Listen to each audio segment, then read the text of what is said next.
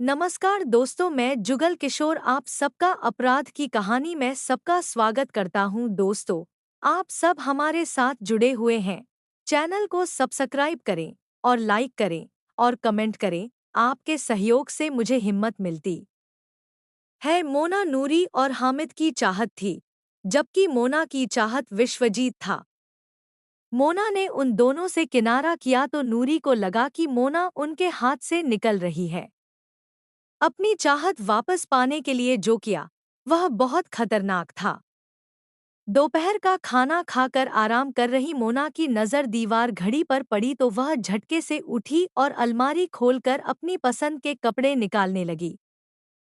उन कपड़ों को पहनकर वह आईने के सामने खड़ी हुई तो अपने आप पर मुग्ध होकर रह गई।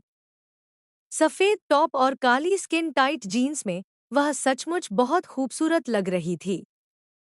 अपनी उस खूबसूरती पर उसके होंठ स्वयं ही खिल उठे। मोना तैयार होकर घर से निकली तो खुद ब खुद उसके कदम उस ओर बढ़ गए जहां वह रोज अपने बॉयफ्रेंड विश्वजीत से मिलती थी। जब वह उस जगह पहुंची तो विश्वजीत उसे बैठा मिला। वह उसका इंतजार कर रहा था। वह दबे विश्वजीत के पीछे पहुंची और उसकी आंखों को अपनी दोनों हथेलियों से बंद कर लिया। अचानक घटी इस घटना से विश्वजीत हड़बड़ाया जरूर, लेकिन तुरंत ही जान गया कि मोना आ गई। उसने मोना के हाथों को आंखों से हटाकर उसकी ओर देखा तो देखता ही रह गया। मोना ने चुटकी लेते हुए कहा, इस तरह क्या देख रहे हो? पहले कभी नहीं देखा क्या? क्या बात है भई, आज तो तुम बिजली गिरा रही हो। लगता है आज सुबह से तुम्हें बेवकूफ बनाने के लिए कोई और नहीं मिला। मोना, मैं तुम्हें बेवकूफ नहीं बना रहा हूँ। सचमुच आज तुम बहुत खूबसूरत लग रही हो। हीरे को अपनी चमक का एहसास थोड़े ही होता है, उसे तो जौहरी ही पहचानता है। अच्छा जौहरी साहब, अब आपने हीरे की पहचान कर ली है तो अब जरा यह भी बता दीजिए कि हीरा असली है या नकली। हीरा नकली होता तो मैं उसे हाथ ही न लगाता। हाँ, हीरा भले ही असली था, लेकिन अभी तक तराशा नहीं था, इसलिए पत्थर जैसा था। अब मैंने इसे तराश दिया है तो इसकी खूबसूरती और चमक दोगुनी हो गई है। विश्वजीत ने मोना की आंखों में आंखें डालकर कहा। मोना को उसकी बात की गहराई समझते देर नहीं लगी, इसलिए लजाकर उसने नजरें झुकाकर कहा, यह हीरा तुम्हारे गले में सजना चाहता है। विश्वजीत ने मोना का हाथ अपने हाथ में लेकर बड़े विश्वास के साथ कहा, मोना, हम दोनों की यह चाहत जरूर पूरी होगी। हम अपने बीच किसी को नहीं आने देंगे। अगर किसी ने आने की कोशिश की तो उसे अपनी जान से हाथ धोना पड़ेगा। मोना विश्वजीत के प्यार के जुनून को देखकर जहां खुश हुई, वहीं उन दोनों को छिपकर देख रही दो आंखों में खून उतर आया। इसके बाद उसने जो निश्चय किया, वह विश्वजीत के लिए ठीक नहीं था। आगे क्या हुआ, यह जानने से पहले आइए थोड़ा इस कहानी के पात्रों के बारे में जान लेते हैं। मोना दिल्ली के कड़कड़डूमा की रहने वाली थी। उसके पिता वकालत करते थे। वह हिंदू थे, जबकि उनकी पत्नी यानी मोना की मां मुस्लिम थी। वकील साहब की यह दूसरी शादी थी। मोना उनकी एकलौती संतान थी, जिसे वे बड़े लाड प्यार से पाल रहे थे। माँ बाप के लाड प्यार और विचारों का मोना पर पूरा असर था। लड़कों से दोस्ती करना, उनके साथ घूमना उसके लिए आम बात थी। पहले तो मोना का मन पढ़ाई में खूब लगता था, लेकिन जैसे ही उसने जवानी की दहलीज पर कदम रखा और लड़कों ने उसे खूबसूरत होने का एहसास कराया, उसका मन पढ़ाई से उचटने लगा। वह सतरंगी सपनों की दुनिया में खोई रहने लगी। महानगर में पल बढ़ रही मोना के मन में भी अन्य लड़कियों की तरह अच्छे रहन सहन की ललक थी। यही वजह थी कि वह अपनी सहेलियों को कई कई लड़कों के साथ घूमते फिरते देखती तो उनकी किस्मत से जल उठती, जबकि उसकी वे सहेलियां उसकी खूबसूरती के आगे कुछ भी नहीं थी। इतनी खूबसूरत होने के बावजूद भी मोना का कोई बॉयफ्रेंड नहीं था। जबकि उसकी उन सहेलियों के बॉयफ्रेंड की लिस्ट काफी लंबी थी। मोना की मां की कोई दूर की रिश्तेदारी उत्तर प्रदेश के जिला शाहजहांपुर के थाना सदर बाजार के शहबाजनगर निवासी बाबू खां के यहाँ थी। उनका बेटा नूरी उर्फ नूर मियां नई दिल्ली के जीबी रोड स्थित एक बार में वेटर का काम करता था। दिन में वह नौकरी करता था और रात में अजमेरी गेट के पास के एक रैनबसेरा में गुजारता था। रिश्तेदारी होने की वजह से नूरी का मोना के यहाँ आना जाना था। इसी आने जाने में नूरी मोना को पसंद करने लगा। वह जब भी मोना के यहाँ आता, उसके आसपास ही मंडराता रहता। नूरी को पता ही था कि माँ बाप के काम पर जाने के बाद मोना घर में अकेली रहती है, इसलिए वह ऐसे ही समय उसके पास आने जाने लगा जब वह घर में अकेली होती। ऐसे में वह उससे खूब बातें करता और घुमाने भी ले जाता, जहां उसे अच्छी अच्छी चीजें खिलाता। इससे मोना को उसका साथ अच्छा लगने लगा। मोना इतनी भोली नहीं थी कि यह न समझ पाती कि नूरी उसमें इतनी दिलचस्पी क्यों ले रहा है। सब कुछ जानते हुए भी वह उसकी ओर आकर्षित होने लगी। एक दिन नूरी मोना के घर पहुंचा तो उसने ऐसे कपड़ों में दरवाजा खोला कि नूरी उसे देखता ही रह गया। उसने उसे अंदर आने को कहा, लेकिन वह मोना के उस रूप में इस तरह खो गया था कि उसकी बात सुनी ही नहीं। उसका मन कर रहा था कि वह मोना को बाहों में भर ले। नूरी की नजरें उसके शरीर पर ही जमी थी। उसकी नजरों का आशय समझकर मोना मुस्करा उठी।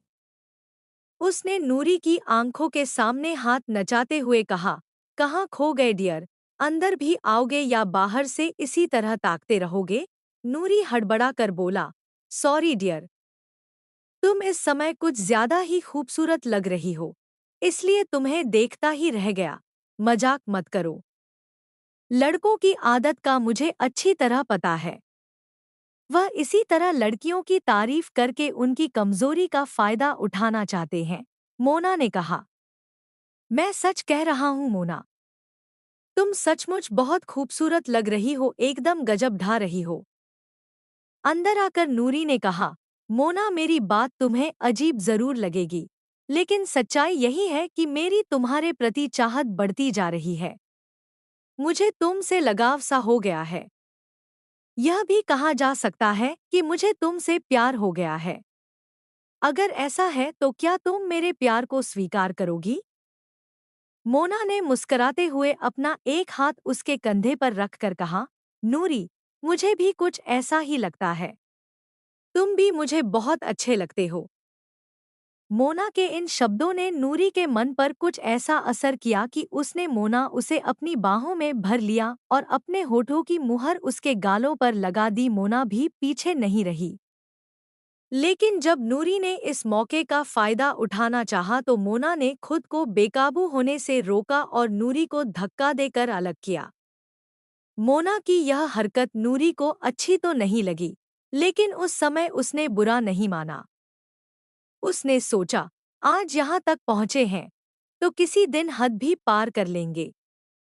दूसरी ओर मोना सामान्य हुई तो बोली, प्लीज नूरी, यहाँ तक तो ठीक है, लेकिन इसके आगे बढ़ने की कभी कोशिश मत करना। ठीक है, लेकिन जब हमारे दिल मिल चुके हैं, तो शरीरों के मिलने में क्या दिक्कत है? नहीं, मैं इसे अच्छा नहीं समझती। शारीरिक मिलन के बाद दिल का नहीं, शरीर का प्यार रह जाता है, जो धीरे धीरे खत्म हो जाता है।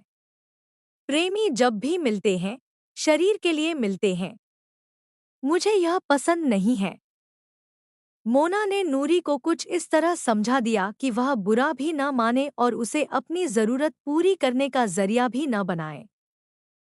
क्योंकि मोना उसके साथ प्यार का खेल कुछ इस तरह खेल रही थी कि उसे इस खेल का कभी एहसास नहीं हो सका। नूरी के साथ ही हामिद भी उसी बार में वेटर था। यही नहीं, वह भी उसी रैन बसेरा में सोता था जहां नूरी सोता था। वह रहने वाला भी उसी के मोहल्ले का था, इसलिए दोनों में पक्की यारी थी। यही वजह थी कि दोनों एक दूसरे से कोई भी बात नहीं छिपाते थे। ऐसे में नूरी और मोना के प्रेम संबंध वाली बात भला हामिद से कैसे छिपी रह सकती थी। जब हामिद ने नूरी से कहा कि वह उसे भी मोना से मिलवा दे तो वह मना नहीं कर सका। इसके बाद नूरी मोना से मिलने गया तो साथ में हामिद को भी ले गया। मोना को देखकर हामिद भी नूरी की तरह सुध-बुध खो बैठा। वह अपने लिए जिस तरह की लड़की की कामना करता था, मोना हुबहू वैसी थी। हामिद जब उसे एकटक देखता रहा गया तो उसकी इस हालत पर नूरी ने मुस्कुराते हुए उसके कानों के पास फुसफुसा कर कहा, क्यों बेटा, मेरी पसंद देखकर होश उड़ गए ना? हाँ यार, यह तो सचमुच बहुत सुंदर है। तेरी तो किस्मत खुल गई, किस्मत अच्छी है। तभी तो इस नूरी को इतना खूबसूरत नूर मिला है। दोनों को खुसर-फुसर करते देख मोना ने पूछा, तुम दोनों आपस में इस तरह क्या खुसर-फुसर कर रहे हो? कुछ नहीं मोना, तुम्हें देखकर यह होश खो बैठा है, इसलिए इसे होश में ला रहा था। यह सुनकर मोना खिलखिला कर हंस पड़ी। उसकी हंसी ने दोनों के दिलों पर तीर चला दिए। उस दिन हामिद और मोना में भी दोस्ती हो गई। उसके बाद हामिद भी मोना से अकेले में मिलने लगा। उसे भी मोना से मोहब्बत हो गई तो वह भी अपनी कमाई उस पर लुटाने लगा। मोना उससे भी बड़े प्यार से पेश आती थी, जिसे हामिद अपने लिए प्यार समझने लगा था। दोनों दोस्त एक ही लड़की के साथ समय बिताने के साथ-साथ जिंदगी बिताने के सपने देखने लगे थे।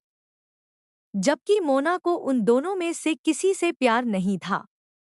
नूरी और मोना के बीच चल रहे चक्कर के बारे में जल्दी ही उसके तीसरे दोस्त विश्वजीत सिंह को भी पता चल गया। वैसे भी इस तरह की बातें कहाँ जल्दी छिपती हैं, खासकर दोस्तों के बीच तो बिल्कुल नहीं। विश्वजीत सिंह उत्तर प्रदेश के जिला गाजीपुर के थाना मरहद के गांव डंडापुर का रहने वाला था। उसके पिता ओम प्रकाश सिंह एक स्थानीय इंटर कॉलेज में चपरासी थे। परिवार में मां ममता के अलावा एक बड़ी बहन संध्या और एक छोटा भाई सर्वजीत था। संध्या का विवाह हो चुका था, जबकि सर्वजीत अभी पढ़ाई कर रहा है। 22 वर्षीय विश्वजीत बीकॉम करके दिल्ली आ गया था। दिल्ली में उसे अजमेरी गेट के पास एक रैनबसेरा में केयरटेकर की नौकरी मिल गई। उसे वहां से जो भी वेतन मिलता था, वह उसे अपने ऊपर खर्च करता था। उसे महंगे कपड़े पहनने और अच्छा खाने पीने का शौक था। ठीक ठाक कपड़े पहनकर वह किसी रईसजादे से कम नहीं लगता था। इसकी एक वजह यह भी थी, वह स्मार्ट तो था ही, पढ़ा लिखा भी था। विश्वजीत को देखकर लोग यही अंदाजा लगाते थे कि यह किसी अच्छे घर का लड़का है। वह रहता भी रौब के साथ था। दबंगई उसके स्वभाव में थी, इसलिए जल्दी उससे कोई उलझने की कोशिश नहीं करता था। वैसे भी वह किसी से नहीं डरता था। नूरी और हामिद उसी रैनबसेरा में सोने आते थे, जहां का केयरटेकर विश्वजीत था। इस तरह रोज रोज मिलने जुलने में नूरी किसी लड़की से मिलता जुलता है, इस बात की जानकारी विश्वजीत को हुई तो उसने भी नूरी से कहा कि वह उसे भी उस लड़की से एक बार मिलवा दे। नूरी उसे इनकार नहीं कर सकता था, इसलिए उसे विश्वजीत को मोना से मिलवाना ही पड़ा। जिस दिन मोना और विश्वजीत एक दूसरे से मिले, उनकी नजरें एक हुए बिना नहीं रह सकीं। स्मार्ट विश्वजीत को पहली ही बार देखकर मोना होश खो बैठी। अभी तक वह दूसरों की चाहत थी, लेकिन विश्वजीत को देखकर पहली बार उसे अपनी चाहत का एहसास हुआ। उसका दिल इस तरह मचल उठा था कि वह विश्वजीत के सीने से लग जाए। यही वजह थी कि उसकी चाहत उसकी नज़रों से साफ झलक उठी थी, जिसे विश्वजीत को पढ़ने में देर नहीं लगी। विश्वजीत मोना की झीलसी आंखों में डूबता चला गया।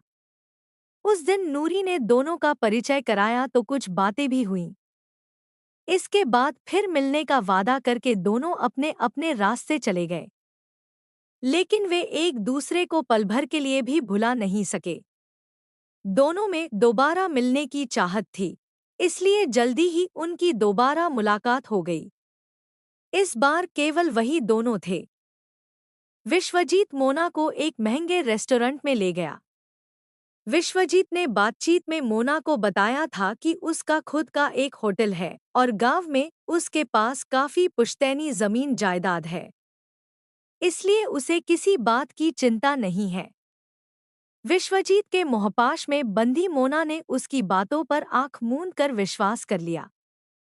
विश्वजीत बहुत बड़ा खिलाड़ी तो नहीं था, लेकिन इतना तो जानता ही था कि लड़कियों को किस तरह जाल में फंसाया जाता है। उसने मोना के सामने अपनी रईसी के ऐसे झंडे इस तरह गाड़े थे कि वह उसे अपना हमसफर बनाने के बारे में सोचने लगी थी। मोना के हिसाब से विश्वजीत सुंदर और स्मार्ट तो था ही, साथ ही उसके पास पैसा और पावर भी था, इसलिए उसमें वह जरूरत से ज्यादा रुचि लेने लगी। विश्वजीत को जब पूरा विश्वास हो गया कि मोना अब पूरी तरह उसके प्रभाव में आ गई है, तो उसने मोना के हाथ को अपने हाथों में लेकर कहा, मोना, मैंने जिस तरह की लड़की की कल्पना की थी, तुम ठीक वैसी हो। जब से तुमसे दोस्ती हुई है, मेरी सोच ही नहीं बदल गई, बल्कि जीने का ढंग भी बदल गया है। तुम खूबसूरत ही नहीं, सलीके वाली भी हो। तुम्हारी आदतें, बातचीत इतनी प्यारी लगती है कि मन करता है हर पल तुम्हारे ही साथ रहूं। तुमसे अलग होने पर एक एक पल सदियों जैसा लगता है। मैं यह जानना चाहता हूं कि जो भावनाएं मेरे मन में हैं, क्या वही तुम्हारे मन में भी हैं?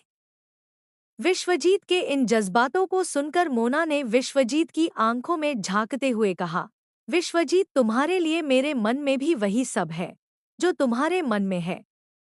मैं तुमसे मन की बात कहना भी चाहती थी, लेकिन यह सोचकर कह नहीं पाती थी कि तुम मेरे बारे में पता नहीं क्या सोचोगे। क्योंकि अगर तुम मेरे मन की बात समझ न पाए तो मैं टूट जाऊंगी। आज तुम्हारे मन की बात जानकर बहुत खुश हूँ। मैं भी तुम्हारे साथ जिंदगी बिताने का सपना देख रही थी, जो आज सच हो गया। इसके बाद दोनों का प्यार तेजी से परवान चढ़ने लगा। विश्वजीत को पता था कि मोना की नूरी और हामिद से भी दोस्ती थी, फिर भी उसके मन में उनके लिए कोई दुर्भावना नहीं थी।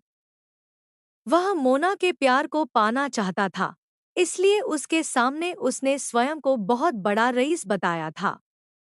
लेकिन जब उसका प्यार बढ़ा तो उसने सोचा कि वह मोना को अपनी सच्चाई बता देगा, जिससे बाद में कोई भ्रम न रहे। लेकिन उसी बीच कुछ ऐसा हुआ कि यह सब बताने के पहले ही सब खत्म हो गया।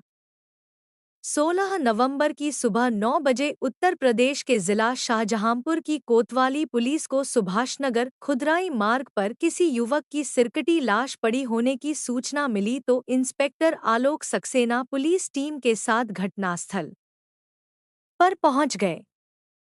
सड़क के किनारे ही खून से सना धड़ पड़ा था। सिर का अतापता नहीं था। सिरविहीन धड़ पर चाकुओं के जख्म साफ नजर आ रहे थे। पुलिस ने जख्मों को गिना तो वे 14 थे। पुलिस ने सिर की तलाश शुरू की तो थोड़े प्रयास के बाद सड़क के दूसरी ओर सिर भी मिल गया। कोतवाली पुलिस घटनास्थल और लाश का निरीक्षण कर ही रही थी कि क्षेत्राधिकारी राजेश्वर सिंह भी मौके पर पहुंच गए।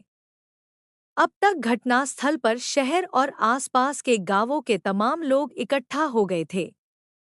पुलिस ने वहां एकत्र लोगों से मृतक की शिनाख्त करानी चाहिए, लेकिन कोई भी उसे पहचान नहीं सका। इससे पुलिस को लगा कि यह यहाँ का रहने वाला नहीं है, इसे यहाँ लाकर मारा गया है। लाश पर जो कपड़े थे वे ब्रांडेड थे। इससे अंदाजा लगाया गया कि मृतक ठीक ठाक घर का लड़का था। हत्या बड़ी ही बेरहमी से की गई थी।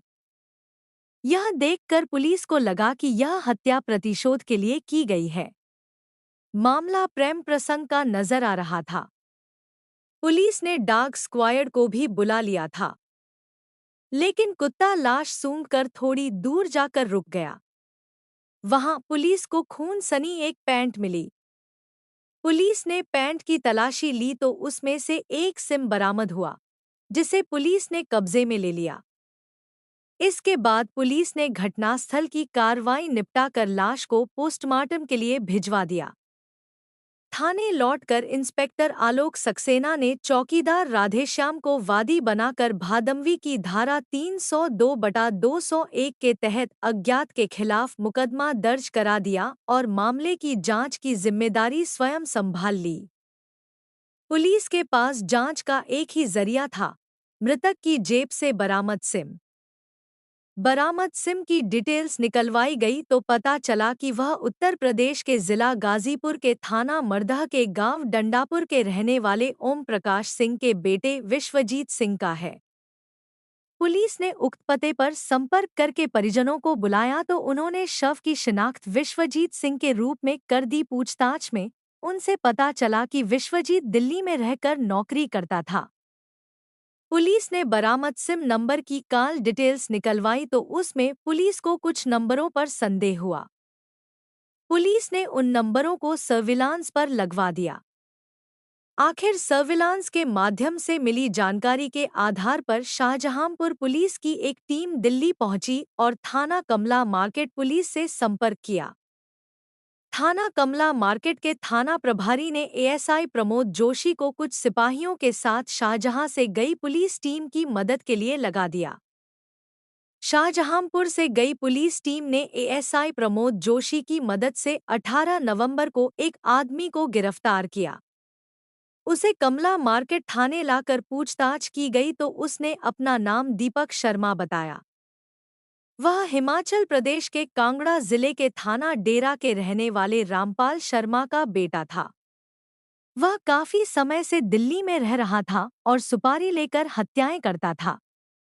उस पर दिल्ली में हत्या के कई मामले दर्ज थे।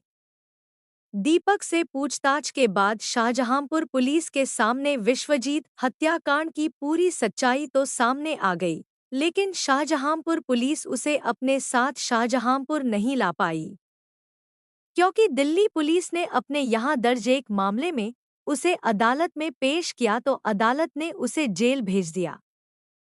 पुलिस दीपक को भले ही अपने साथ नहीं ला पाई थी, लेकिन उसने उन लोगों के नाम पुलिस को बता दिए थे जिन्होंने विश्वजीत की हत्या कराई थी। वे दोनों कोई और नहीं, विश्वजीत के रैनबसेरा में सोने वाले उसके दोस्त नूरी और हामिद थे। पुलिस को दीपक से शाहजहांपुर का उनका पता भी मिल गया था। पुलिस ने नूरी और हामिद की गिरफ्तारी के प्रयास किए तो 23 नवंबर की सुबह शाहजहांपुर रेलवे स्टेशन से नूरी को गिरफ्तार कर लिया गया। पुलिस ने उससे पूछताछ की तो उसने मोना के प्यार से लेकर विश्वजीत की हत्या तक की कहानी सुना दी। पुलिस ने पूछताछ करके उसे अदालत में पेश किया, जहां से उसे जेल भेज दिया गया। इसके बाद पुलिस हामिद की गिरफ्तारी के प्रयास में लग गई। थोड़ी मेहनत के बाद 29 नवंबर की सुबह पंचपीर तिराहे से हामिद को भी गिरफ्तार कर लिया गया। हामिद ने हत्या की पूरी कहानी सुनाने के बाद वह चाकू भी बरामद करा दिया, जिससे विश्वजीत की हत्या की गई थी। पूछताछ के बाद उसे भी जेल भेज दिया गया। इस पूछताछ में विश्वजीत की हत्या की जो कहानी सामने आई, वह इस प्रकार थी। मोना विश्वजीत में प्यार हुआ तो मोना ने नूरी और हामिद से मिलना जुलना बंद कर दिया। उसने उनसे फोन पर भी बातें करनी बंद कर दी। इससे उन्हें समझते देर नहीं लगी कि अब मोना को उनमें जरा भी रुचि नहीं रह गई है। वह पूरी तरह विश्वजीत की हो गई है। साफ था, जेब से कड़के नूरी और हामिद अब उसके किसी काम के नहीं रह गए थे। इसीलिए उसने उनसे दूरी बना ली थी। नूरी ने विश्वजीत से मोना से दूर रहने की बात कही तो वह उस पर भड़क उठा। उसने गाली-गलौज करते हुए उसे ही धमकी दे दी। नूरी उसका कुछ नहीं कर सकता था, इसलिए उसने गिड़गिड़ाते हुए कहा, विश्वजीत भाई, मोना मेरी गर्लफ्रेंड है, इसलिए मुझ पर दया करके तुम उसे छोड़ दो। अब वह तेरी नहीं, मेरी गर्लफ्रेंड है। उसे मुझसे कोई नहीं छीन सकता।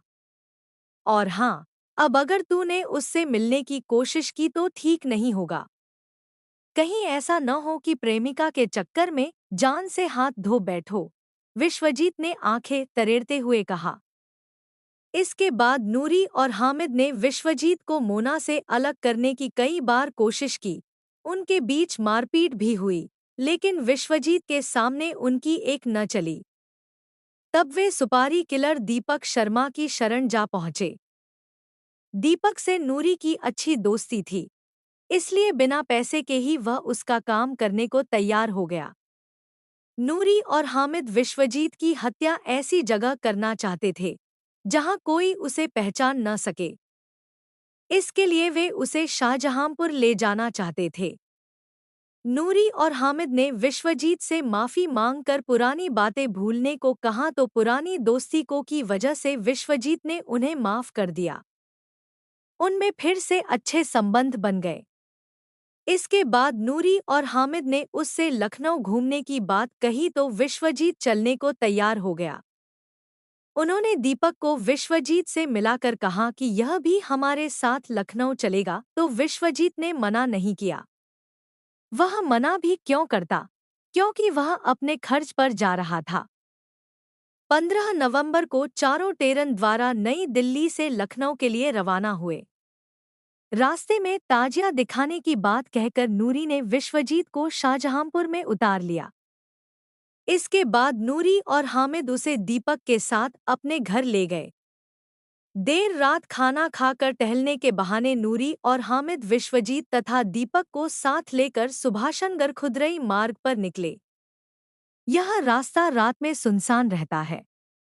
मौका देखकर एक जगह नूरी और हामिद ने विश्वजीत को धक्का देकर सड़क के किनारे गिरा दिया तो दीपक फुर्ती से उसके सीने पर सवार हो गया। विश्वजीत हाथ पैर चलाता, उसके पहले ही दीपक ने चाकू से उसके गले पर कई वार कर दिए। विश्वजीत छटपटाता रहा। तभी दीपक ने उसका सिर धड़ से अलग करके सड़क के दूसरी ओर फेंक दिया। बाद में पैंट भी उतार कर वहां से दूर छिपा दी, जिससे पुलिस को कोई सुराग न मिले। इसके बाद नूरी और हामिद ने दीपक को दिल्ली भेज दिया और इस मामले में क्या होता है, यह जानने के लिए नूरी और हामिद शाहजहांपुर में ही रुक गए। लेकिन उनकी होशियारी धरी की धरी रह गई और तीनों पुलिस के हत्थे चढ़ गए। नौजवानी में हुए इश्क के चलते दोनों अब जेल की सलाखों के पीछे हैं। भला इस तरह से कोई भी इंसान प्यार कैसे हासिल कर सकता है। दोस्तों, आपकी कहानी अच्छी लगी हो तो कमेंट करें और चैनल को सब्सक्राइब जरूर करें। कल फिर मिलते हैं एक और नई कहानी के साथ। धन्यवाद।